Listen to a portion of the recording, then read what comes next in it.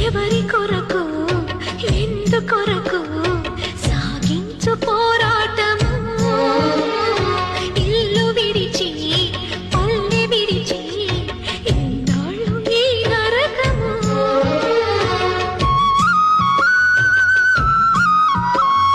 గుండెలో బాధలను దాచుకోవాలి నా పోరు బాటలో నీ తోడు కావాలి పల్లెనే ఇల్లుగా నువ్వు చూసుకోవాలి పంచాది నిర్మలకు చెల్లెవనిపించాలి